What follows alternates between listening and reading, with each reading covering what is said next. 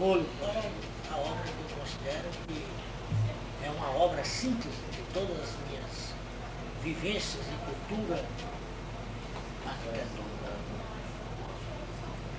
É uma obra que nasceu, como eu digo, num momento especial. Esse momento especial reúne não somente o estado espiritual da época, ela foi feita do momento, como também o tipo de cliente, pela liberdade que ele deu. E, por último, como grande influência, o próprio local da obra. E é a única obra realmente que aconteceu durante a minha atividade, em que eu escrevo sobre a obra antes de fazer a interpretação espacial.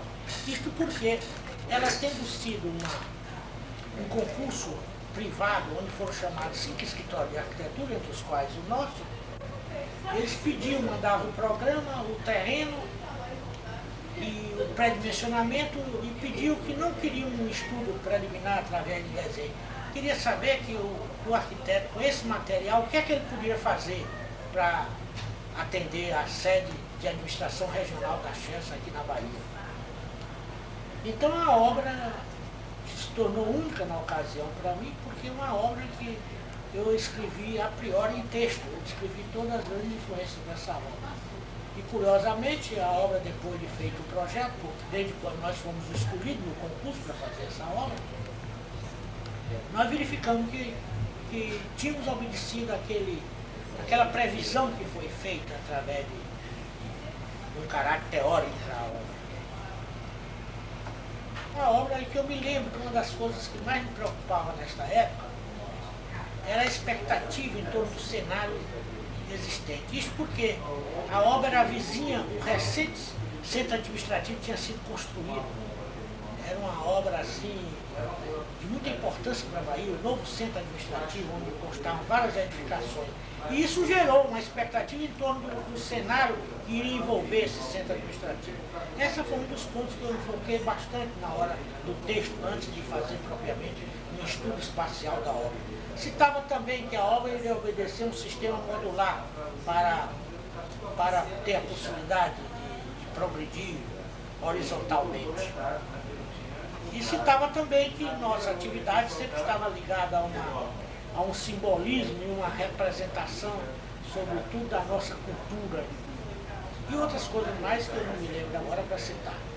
O certo é que, diante disso, essa obra se tornou uma obra muito especial, como eu já havia dito. E hoje, eu olhando para essa obra, eu tenho a imodéstia de dizer coisas que podem até se pensar que são indizíveis, mas eu disse como fiz ver também numa exposição que eu fiz em Berlim Ocidental, em 1985, e que eu declaro lá, depois de apresentar essa obra, que mesmo eu utilizando todo o meu potencial de vida e uma intensa atividade profissional, eu jamais a ultrapassaria, porque é uma obra que eu considero atemporal, que eu reconheço isso por achar que é uma obra muito especial. E até hoje eu não consegui fazer nada que ultrapassasse essa obra, nem pretendi ultrapassá-la. Eu acho que é uma obra de interesse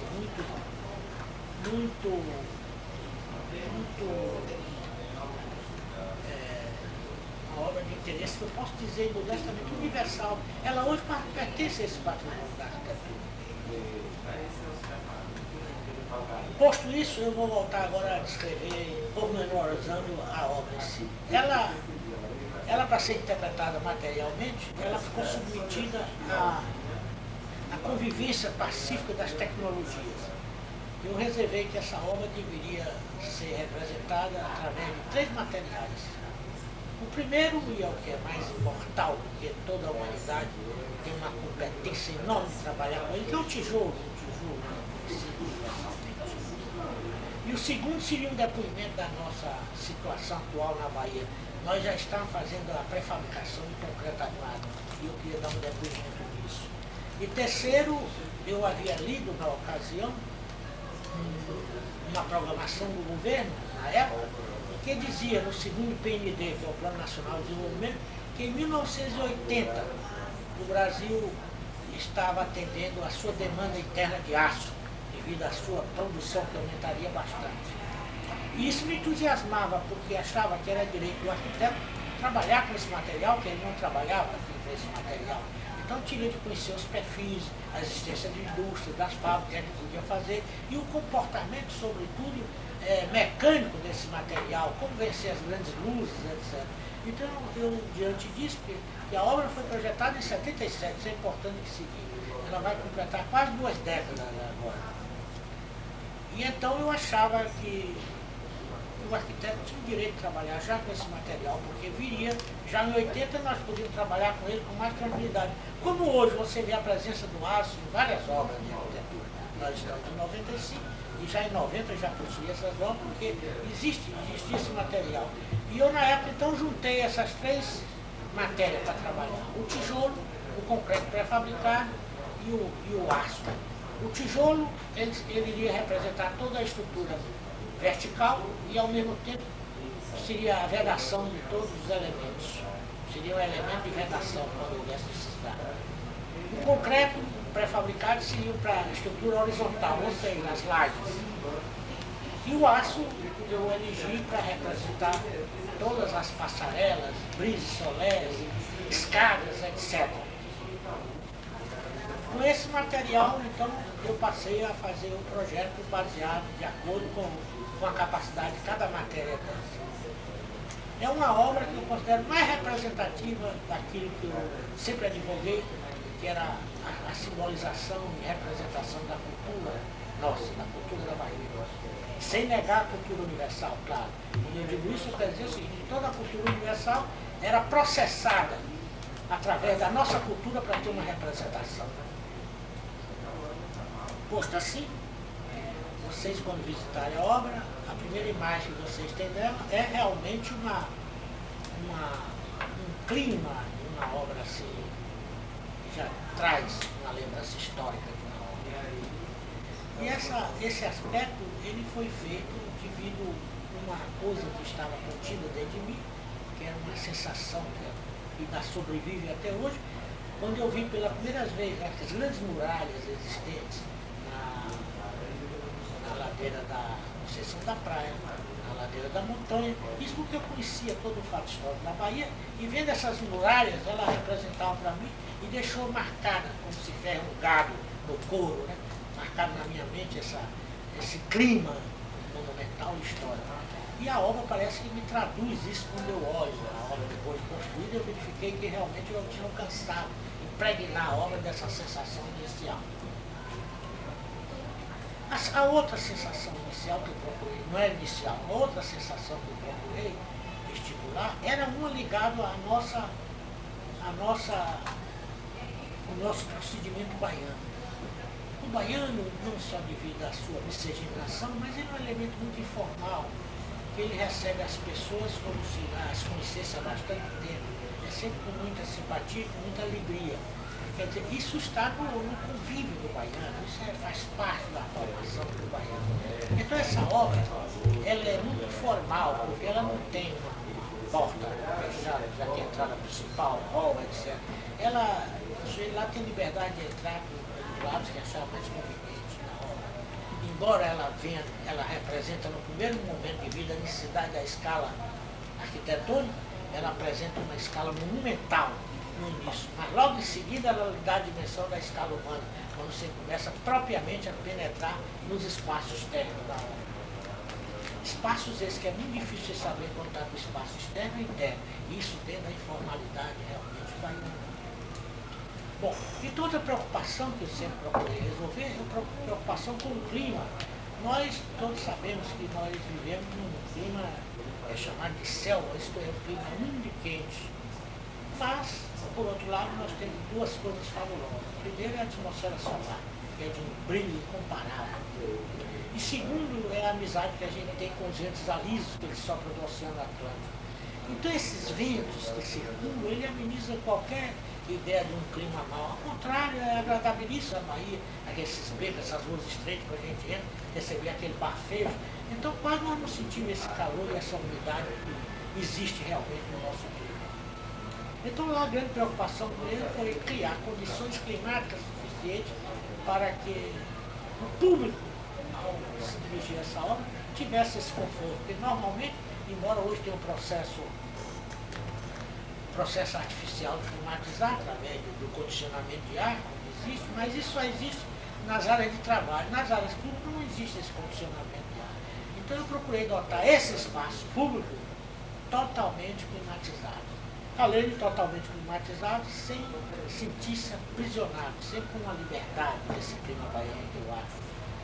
Então lá você não tem corredor propriamente dito, você participa de um espaço que é igual ao espaço externo. Você tem a luz, você pode ver um avião passando, e você tem o agradável dos ventos.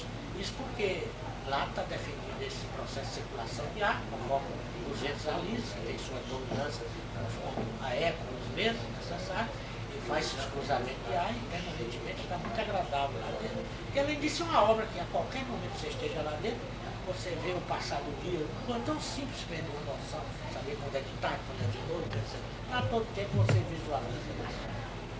E o grande espelho d'água que eu fiz, que é enorme, ele atravessa toda a obra no sentido transversal. O que eu queria representar ali, porque essa companhia Hidrelétrica de São Francisco foi ela quem realmente possibilitou a industrialização do Nordeste brasileiro e forneceu energia para todo esse Nordeste. E ela é feita depois de uma energia hidráulica feita no Rio São Francisco, no Rio Chico, que é a cachoeira de Paulo Afonso, tem a represa de Paulo Afonso, ela que gerou tudo isso. Então eu queria homenagear esse rio e fiz não com um espelhozinho d'água de pequeno paisagismo, de onde é decoraçãozinha que se faz. Não, eu dei uma coisa largada, uma coisa que tivesse assim uns 20 metros de largura, uns 50 de continuidade, para dar uma ideia da grandeza do Rio São Francisco. E além disso, os pilares, quando cai dentro desse espelho d'água, eu deixei à vista os cabeçotes dos tubulões, porque a fundação é tubulão. Então os cabeçotes ficam à vista, o pilar morre, a pilastra morre em cima desse cabeçote, e ele é que está mergulhado na água, mas se vê. E ao ver, você tem uma sensação da represa de São Francisco. Então eu homenagio essa represa. Eu dou essa informação da represa.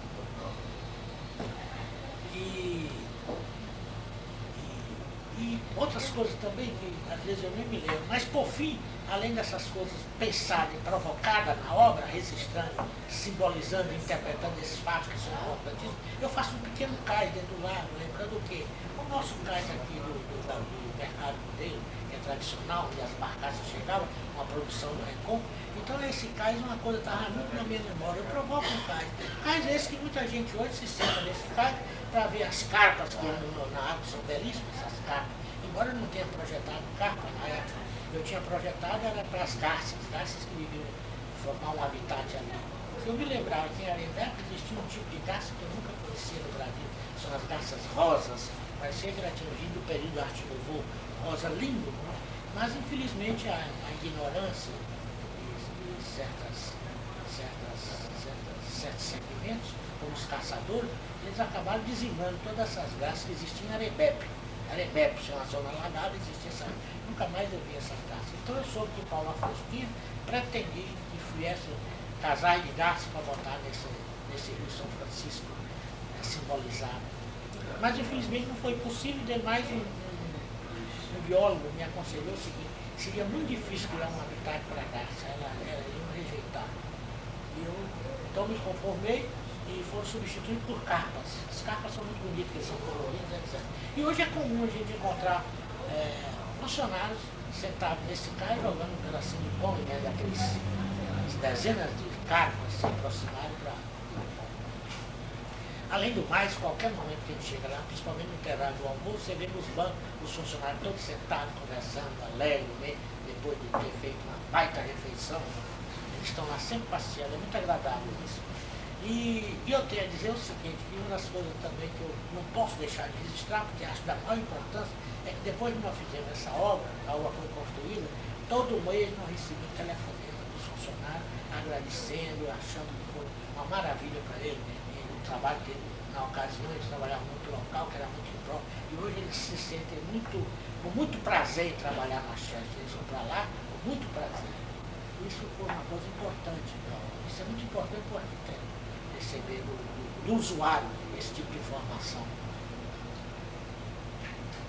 Bom, eu podia dizer mais coisas, mas não estou me lembrando de tanto. Eu espero que vocês, quando forem fazer essa visita, que é natural, vocês vão lá fotografar, documentar, e vocês podem até documentar uma coisa que não existiu no meu pensamento antes de construir a obra. Ela só veio existir depois da obra ter construído. Quer dizer, lá a obra contém aquilo que foi pensado para ela, ela registrou bem esse aspecto do convívio baiano, e por ela ser assim, ela começou a refletir outras coisas do baiano que não foi pensada por mim. Eu recomendei que vocês fossem à tarde, porque à tarde o primeiro lado que vocês veem da obra, está o sol incidindo fortemente. E a incidência dessa luz nas pilastras do corpo do prédio, ela lembra exatamente o acarajé sendo cozido no azeite de dendê. Você vê toda essa vibração do acarajé, aquela luz amarela incidindo nos tijolos. Isso eu espero que vocês realmente estejam de acordo comigo, para não dizer que eu estou sonhando. Eu gosto de sonhar, sonhar é bom para todos nós. Mas, de qualquer forma, é como diz o Kipling, a gente deve sonhar sem fazer deles nossos senhores.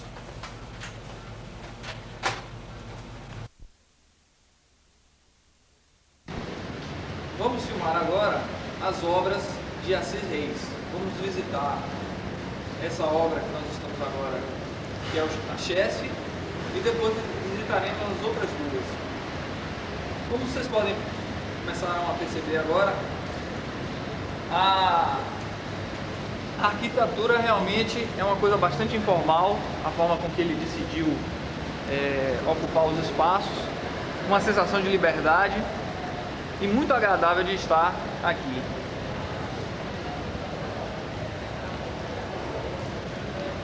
Observem a forma com que ele conseguiu conciliar os materiais, o metal e a construção de tijolos.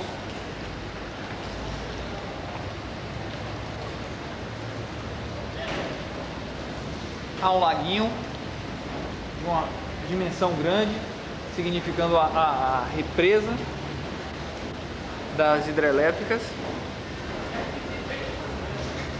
e os pilares à mostra, né? A base dos pilares à mostra.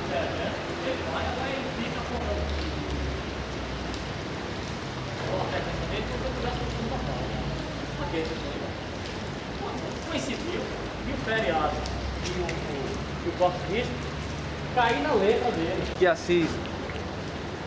Aqui estão as carpas que Assis citou. E vocês podem ver que é uma integração do homem com a natureza.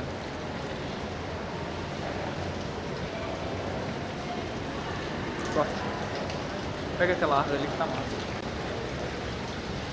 Temos aqui também com essa árvore a preocupação de integrar a natureza, os elementos da natureza como a árvore que já estavam presentes antes da construção, com a situação após a construção do prédio.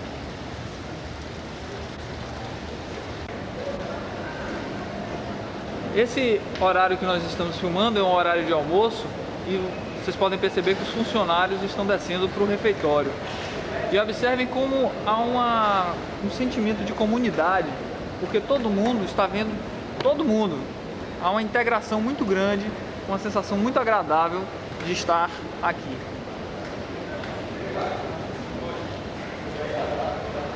Observe a opção que Assis teve em fazer as pilastras grossas, dando um bastante significado à edificação.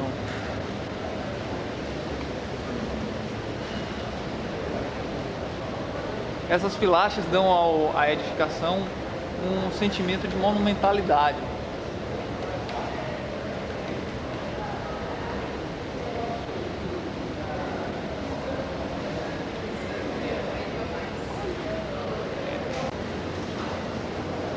As estruturas leves que Assis escolheu para construir o refeitório dão uma sensação muito agradável na hora do almoço.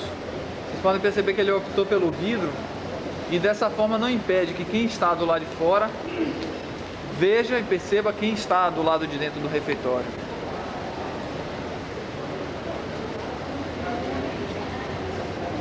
há uma perfeita integração do ambiente interno do restaurante com a parte externa. Quer dizer, apesar de ser uma estrutura separada fisicamente do conjunto, ela se integra de uma forma muito harmônica.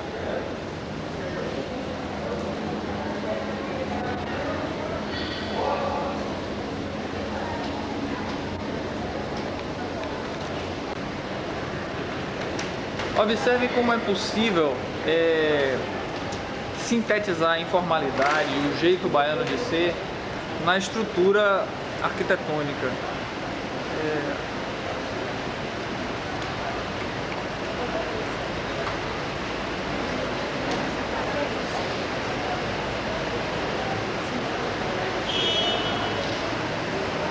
Os ambientes não são separados, simbolizando a hospitalidade baiana.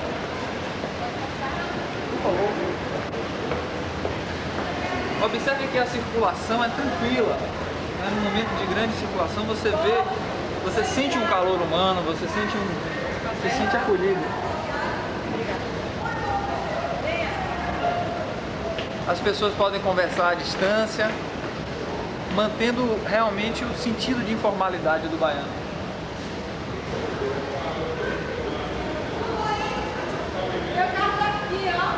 A iluminação é extremamente agradável, mesmo num dia de chuva, num dia chuvoso com pouca iluminação, vocês podem perceber que há bastante luz natural aqui.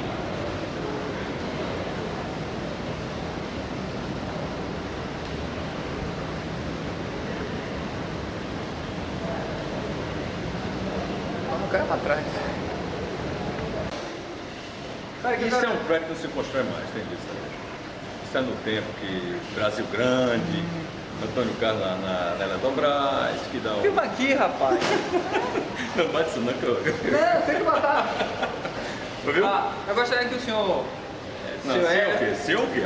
Seu Hélio vai dar um depoimento aqui sobre ele que trabalha e convive aqui diariamente, ele vai dar um depoimento sobre o que ele acha. Não, realmente é um prédio muito agradável, né? Muito agradável se trabalhar, a área toda externa de circulação, você tem a área interna de circulação. O conceito arquitetônico realmente ele é lindo. Agora é um prédio para um país como o nosso, é um prédio que hoje em dia não se constrói. Com a empresa estatal hoje em dia. Acha na que época que podia se fazer. O custo é muito alto, né? Muito O alto. resultado é muito bom, E a mas... manutenção também é um pouco alta. A manutenção desse prédio não é fácil. Entendeu? Mas é um prédio, arquitetonicamente, tanto que esse prédio faz parte do acervo mundial. Assista o fica colocado. Muito obrigado, Hélio. Um abraço. Tchau, um abraço, seu pai.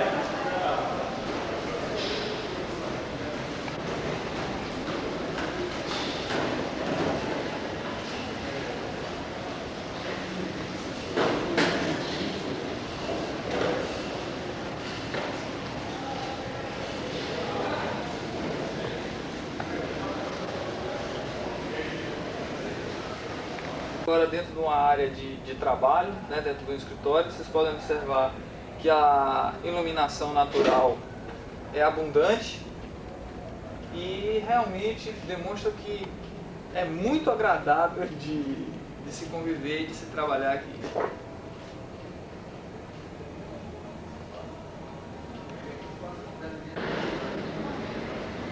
Observem que até as estruturas que têm uma função específica, como a de ar-condicionado, foi dada um sentido arquitetônico, uma forma e uma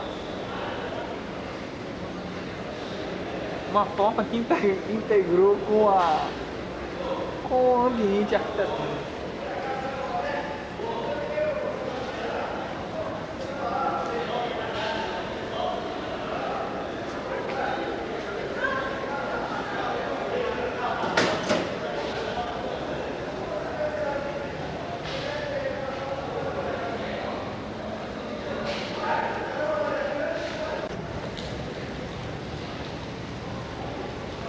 Branca.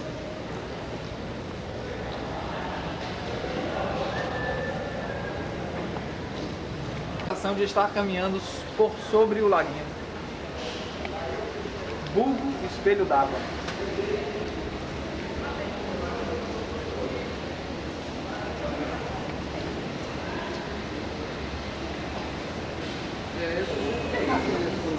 Depois que a gente conhece a pessoa, vê que não tem nada a ver. Primeiro esses meninos filmaram. Olha aqui do prédio, das... O prédio em si é lindo, né? É lindo, a estrutura moderna. É moderna em parte, porque eu acho que é em parte porque se chegar um deficiente físico aqui, não só. Você tem que pegar na cabeça. Mas é moderno, não tem mais. E é excelente para trabalhar, o ambiente é bom. A faixa etária das pessoas, você nota que já está bem. 45 anos na empresa, né? Não houve concurso público. É fresco aqui, como é a temperatura, é agradável? Tá, né? Tá ok, tá, obrigado.